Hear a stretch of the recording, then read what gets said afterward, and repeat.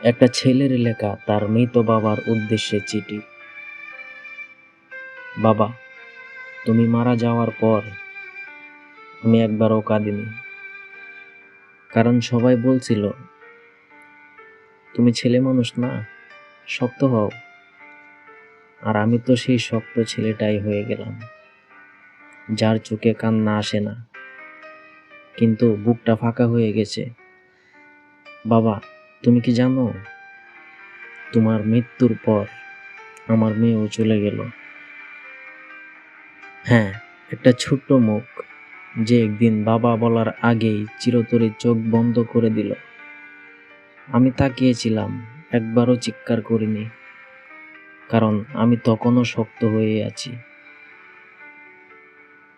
বাবা, তুমি তো ডাকতে আমার রাজা ছেলে, তুমি বলতে তুই কাঁদিস না, তুই সাহসী।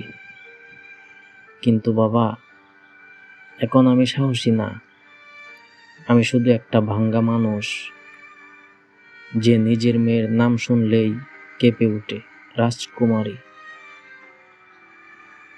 তুমি থাকলে বুঝতে কিভাবে বুকে কবর নিয়ে বেঁচে আছি আমি। আমি বাহিরে স্বাভাবিক, কিন্তু ভিতরে প্রতিদিন মরছি।